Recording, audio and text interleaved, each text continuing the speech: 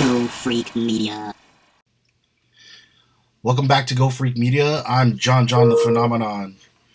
And with me is my friend Andrew, and he is from Ukraine.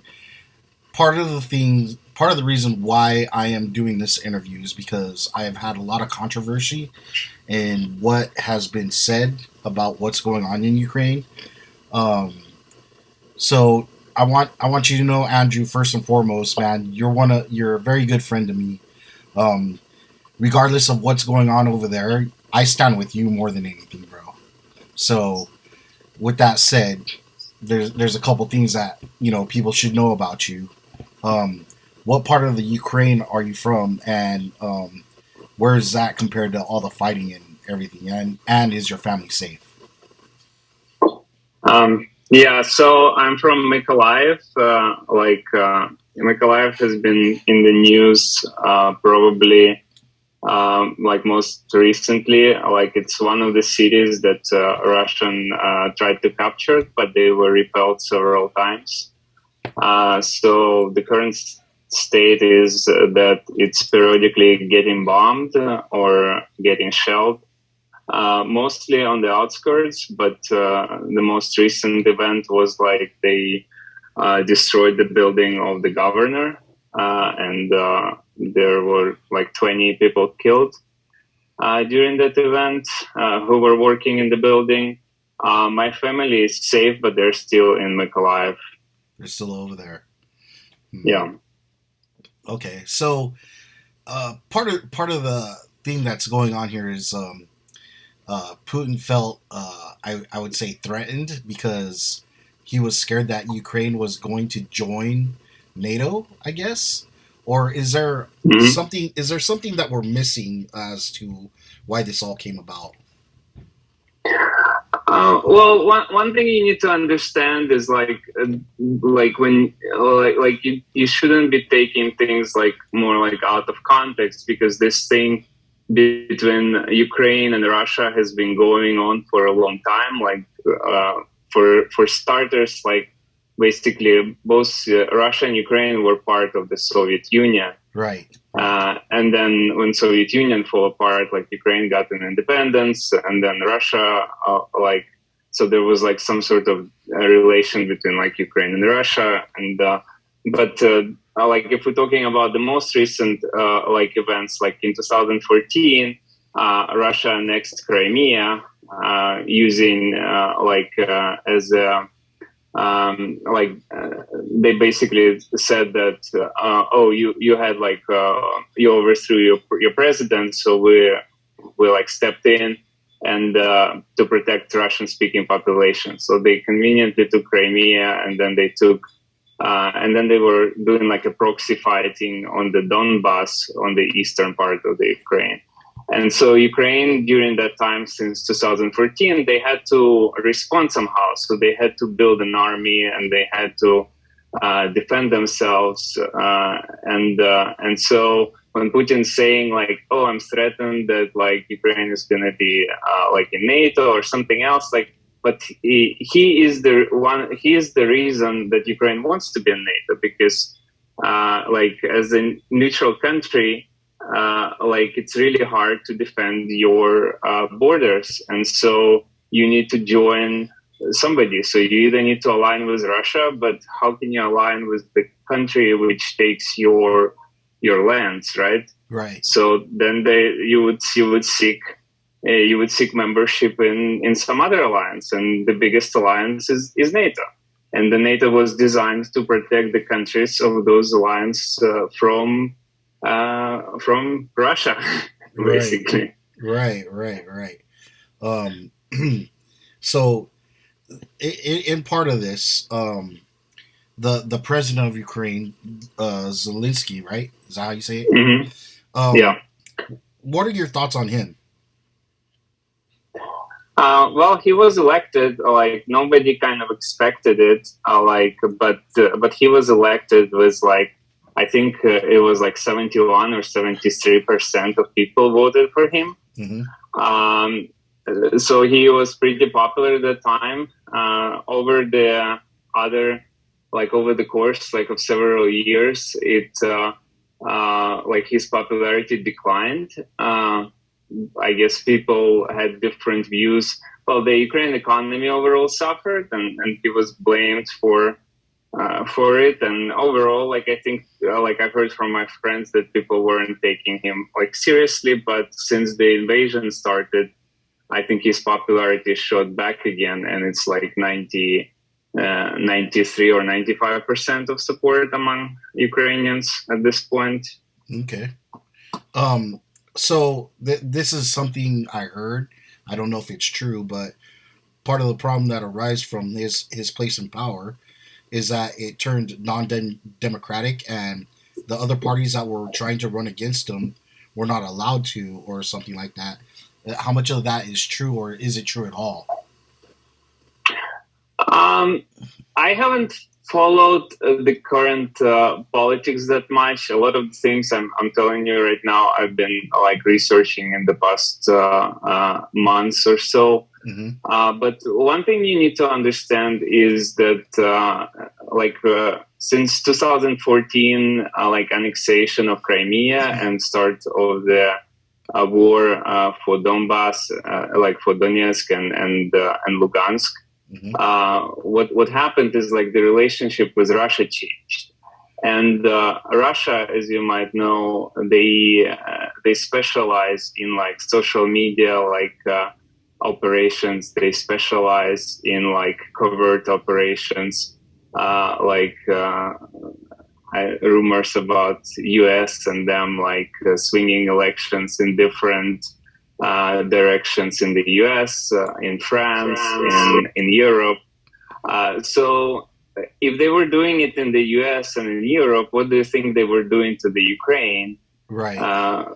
So bunch of parties like in Ukraine, like one of the parties like recently forbidden, like it's called OPZZ. It's like Party for Life or something. Mm-hmm. It's pretty much like pro-Russian party, and they have like, so it's proven that they have like bunch of the members of that parties are basically on the payroll of Kremlin and FSB.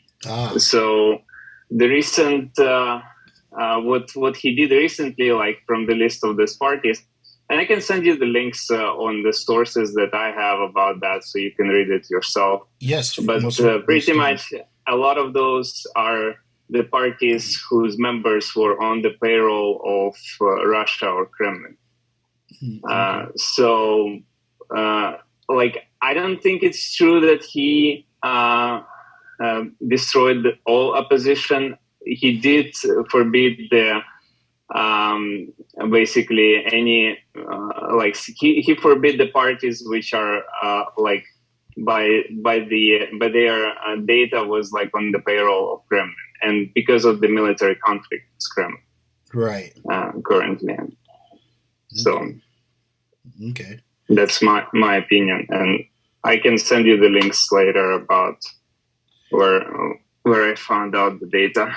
Right on. I can add that to the other side of the interview as well, so people listening can check that out. And in all of this too, like of course there's hacking going on, right? And like you said, Mm-hmm. a lot of it's like social media, social media being hacked or whatnot, right? So one of the things that's really bothering me, and it's only a select few people that think they're in the know of how things are, right? There's a certain misrepresentation, or people trying to portray like the Ukrainian people for having neo Nazis, right? But just like America, we have neo Nazis here, but they're trying to portray it as if a majority of Ukrainians are neo Nazis, and that's really disconcerting to me, because I know you ain't no neo Nazi, so you know what I mean. Mm-hmm. I mean, it's part of how it's being portrayed. How much of because of the social media that's being pushed out and saying this, what is the truth on that? Is it just like I'm saying it? It's just like America, or is it more, them trying to do something else, or what type of impact is there? Well, it's like it's an interesting question, but first of all, first of all, it's about the definition of Nazis and what Russia and Kremlin defines as a Nazi.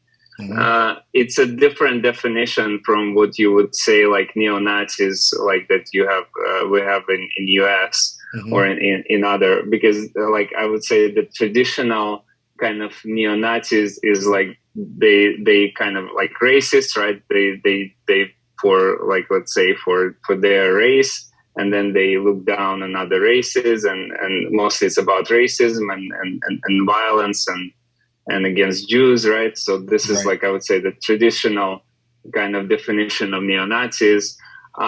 What Russia defines like in Ukrainians as neo-Nazis is not like it's they basically say they're nationalists, Ukrainian nationalists, like Okay. which is people who speak Ukrainian, who proud of being Ukrainian, who like Ukrainian culture as opposed to Russian culture. And as you maybe heard, like the Putin speech initially, when he says like that Ukraine is an artificial construct. There is no such a thing as the Ukraine. Right. Right. So he basically says, well, there is no nation as the Ukraine. So everybody who pretending to be Ukrainian or something, they are Nazis and nationalists. So this is more his definition of Nazis in Ukraine, or how they call them, Banderovцы, Oh, which okay. is like people who proud of their Ukraine, of their culture. Okay. Like and as you can see, is like Ukrainian president is Jewish. Right. So would Jewish president be like would he be a leader of like I don't know, the culture which is founded in Nazism or like nationalism? It's kind of like it's hard to imagine, Right. right? Right. Right. Uh, Yeah. so this is pretty much what Russia says about Ukraine. Another thing is like for Russia is like Nazis is like it's kind of like a rallying flag, because a lot of the kind of like self identity of Russians built around them, like Russia winning World War II Mm-hmm. against the Nazis.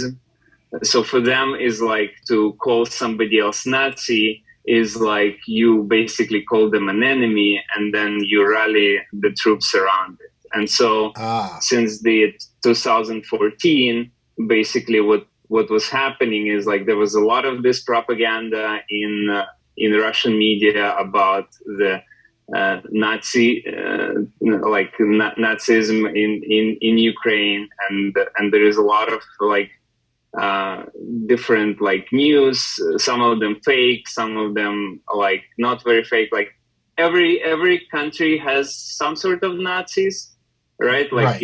US has Nazis, but the question is like who's in power, right? Right. And if you look at the recent elections in Ukraine, like the far right parties, which you would equate with Nazis, like they got like less than 2% of the vote of the population.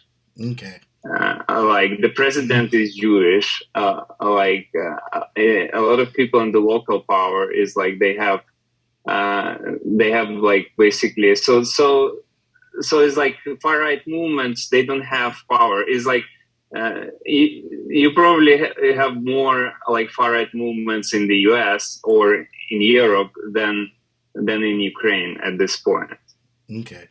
Yeah, that's a big one that I would say was controversial for me because of the things that I was seeing on the internet. I was like, no, this don't make sense. And at the same time, it was brought to my attention. We have that too. So how much are they trying to portray? Ukraine as being part of a neo-Nazi system. You know what I mean? So Yeah. thanks for clearing that up. And Well, there's another question, and there's like a BBC segment, and I could share with you about the regiment called Azov, which is Russian media also portray as the neo-Nazi paramilitary unit. Basically, so there is like the BBC, like basically, like I don't know if you heard about Mariupol and how like Russians trying to capture Mariupol. So for them, like it's one of the reasons is like because it gets protected by this military unit called Azov, and they say they are Nazis as well, and so they kind of trying to destroy them. So there is also this kind of controversy. Okay, which makes is sense. which is kind of really well described in the BBC segment where they were saying then in 2014 when basically Russians were on the border with the Ukraine and Ukrainian army was in shambles. So there was this call for volunteers to fight against the Russians, and so there was like this unit of Azov from like several, like I think at that time it was like 300 volunteers, and a lot of them were like were basically far right representatives, or as you call them, Nazis. Okay. And at that time, like Ukrainian government weren't in the position to pick. And so, but later on, what happened is like as they opened like more. So they basically expanded the unit, the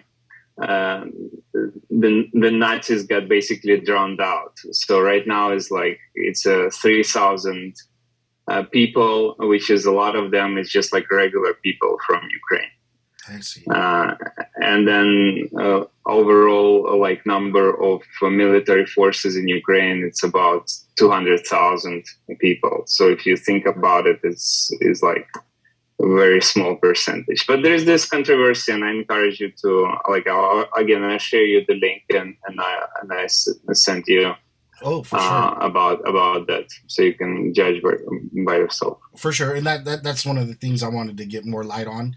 You're one of my good friends, and I'd rather hear it from you also than like, of course, do my research. But it's better to hear it from a friend that is really kind of more in the know, and also it kind of sheds light a little bit different in a different light, and also better. So it's not more of oh, where did you get that information from? It's more of somebody that is in the know, especially being from Ukraine. So with that all said, the UK has different news than we do here in the US, and it feels like we're missing something. You know what I mean? That the US news is missing compared to the rest of the world. What kind of news they have in UK? Because I haven't been following that. I guess part of that is like the strategic moves for Russia to take over Ukraine. Mm-hmm. Ukraine is like first of one nation that they're trying to take over strategically, right? Mm-hmm. Because I guess Putin is trying to make the Soviet Union again, right?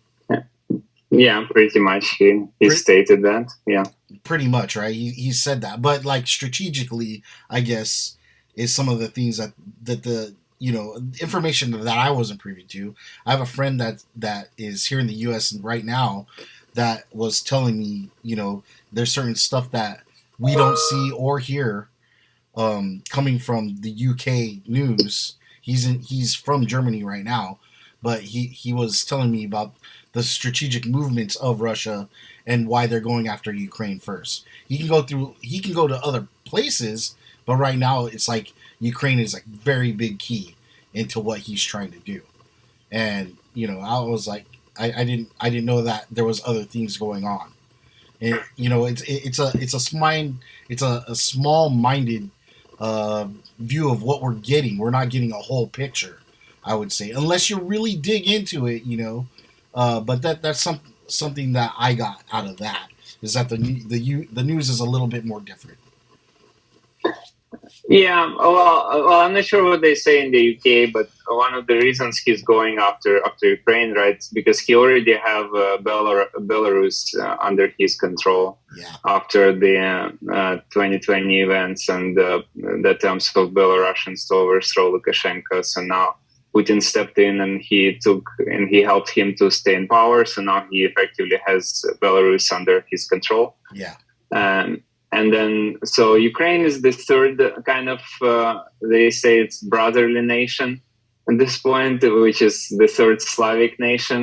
And it's been always like, they've been in Soviet Union. And Ukraine traditionally is considered one of the richest nations overall. We produce a lot of wheat.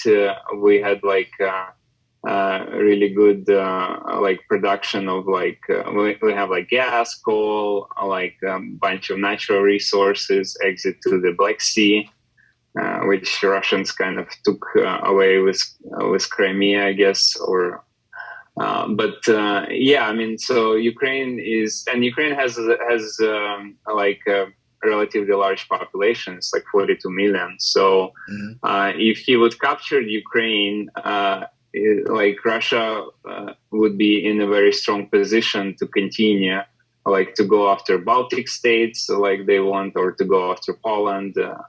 So that was kind of the plan. Like he would come in and do like a blitzkrieg strategy. And his strategy initially was basically that as soon as Russian military would come in, like the population would give up and just overthrow their like people in power and accept the Russian power easily. That's why he went in with a relatively small force. Because if you think about it, he amassed like 200,000 troops, and the Ukrainian military is like 250,000 at that moment. hmm And then we also have like reserves, like around 300,000 people. So people who were in the military before and reserves. So current Ukrainian military is quite big. okay, And he only like brought in 300,000 troops. And when you're defending from invasion, you actually need less troops. Like I think the regular ratio should be like 1 to 3. So basically, he went with a small force because his idea was to overwhelm them initially, and then to overthrow people like the government, and then that Ukrainians will join him. And so he's attacking like eastern Ukraine, which is traditionally has more Russian-speaking people. But turned out that Ukraine would resist, and Ukrainians resisted, and that's where it went against the plan, and that's why they weren't able to capture right, much of the land. yeah. So at this point, right now, we're like at a scary point, I guess, or it's been scary through the whole thing, with the thoughts of nuclear war and whatnot. Um, but I think the Ukrainian people are resilient in the fact that the way that they're fighting against him. I don't know if I don't know what your thoughts are on that, but the morale seems pretty high over there. What are your thoughts on that? Yeah, from what I hear from my friends and everybody, like people believe in victory, and hmm people are ready to fight until they repel Russians from their land, pretty much. Yeah. But it's complicated. There's a lot of civilians dying. There is bombing. Like Russians are destroying, like razing to the ground the whole cities, like Mariupol, and there was like small city like Volnovakha, or the small cities near suburbs of Kiev, like Bucha, Gostomel, and Irpin. They were like pretty much razed to the ground. Man. Uh, so it's really horrible, but the Ukrainians are resolved to stand until they repel Russians. Man. Oh, very scary time, bro. Yeah. So, is there anything you want to add to this? Anything you would like to uh, let the Ukrainian people know? Is there, you know what I mean? Is there some sort of, I don't know what the word is, some ray of hope, or something that you would want them to know? Well, I believe that Ukraine will win, and I believe that U.S. And other Western countries are going to come around and help with more weapons. And at this point, like Ukrainians has been pretty consistent. They've been asking for heavy weaponry, and I believe that's what U.S. and other countries should provide them, so they can win and they can take back their land from Russians. For sure. And I would encourage anyone like who's listening, like encourage their governments to also like assist Ukraine with weaponry. At this point, the Ukrainians are not even asking like for NATO troops to come in or anything like that. They just asking to provide them with weapons so they can defend their land. Right on, man. And Right on. Andrew, thank you for everything, man. Thank you for this interview, shedding some light on things that I wasn't aware of. Hopefully, other people will be more aware of what questions I had, and we can kind of make sure that people get the truth. You know what I mean? Because that's really what it is about. yeah, Well, thank you, Andrew. thanks, John. Thank you. Talk to you later. Bye. Bye. Go Freak Media.